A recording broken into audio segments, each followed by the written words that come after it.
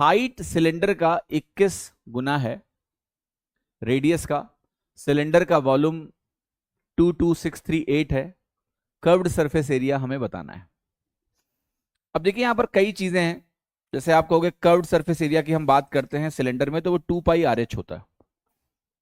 अब 2 पाई R H होता है तो आप कहोगे पाई है तो 11 का मल्टीपल होगा, ऑल्दो मैंने आगाह किया है कि 11 का मल्टीपल देखने के पहले कुछ और चीजें वेरीफाई करनी होती हैं, बट चूंकि ऑप्शन दशमलव में नहीं दिया है, अप्रॉक्स में नहीं दिया गया है, और ये मानते हुए कि हमारा जो एग्जामिनर है वो कोई बहुत ही क्रूर व्यक्ति नहीं है, सरल व्यक्ति है, तो आप ट्रस्ट करके जरूर सोच सकते हैं कि हाँ आंसर 11 का मल्टीपल होगा ही होगा। ये आपके पास समय कम है और आपको लगाना है।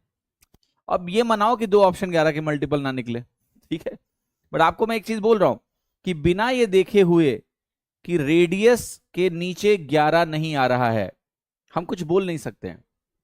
बट आप कहोगे सर एक चीज लेकिन और भी दी है कि जो हाइट है वो रेडियस का 21 गुना है, ये भी दिया हुआ है।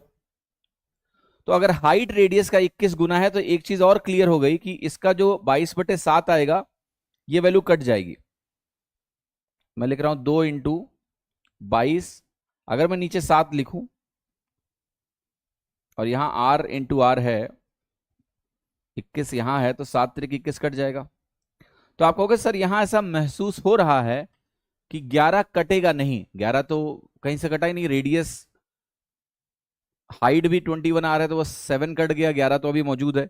लेकिन अभी आपने ये वेरीफाई नहीं किया है कि रेडियस के डिनोमिनेटर में 11 है या नहीं है, किया है आपने? नहीं।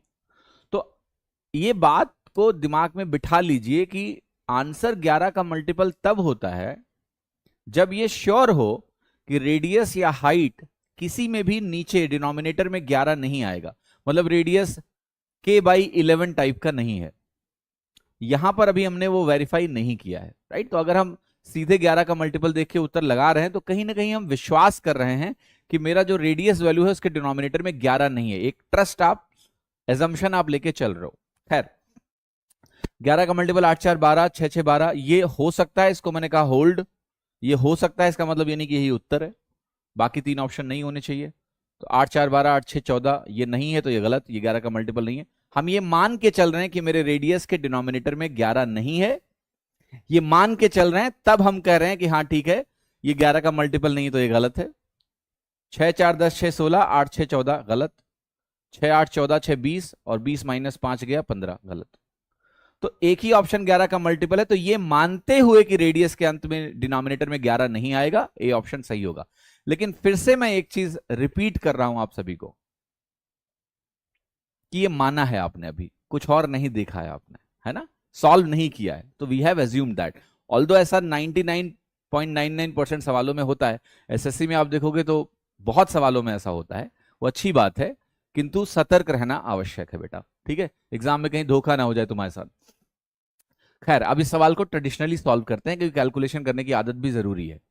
तो 2 पाई आर एच हमें कैलकुलेट करना है, ये हमें मालूम है, but 2 pi R H calculate करने के पहले हमें वॉल्यूम सिलेंडर का दिया है, तो हमें पाई आर स्क्वायर एच की वैल्यू दी हुई है, और पाई आर स्क्वायर एच की वैल्यू क्या है 22/7 इंटू आर स्क्वायर की वैल्यू बनेगी आर स्क्वायर, एच की वैल्यू बनेगी 21 टाइम्स आर।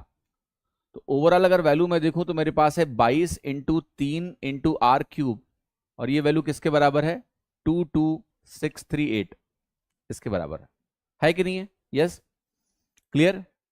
अब आप कहोगे यहां से काट पीट मचाते हैं थोड़ी सी, 22 से इसको काटते हैं, 22 सेकंड में 22 बनेगा, 0 उतरेगा, 22 दूना 44 बनेगा, 19 बचेगा, 198 हो गया, 22 9 198 हो गया।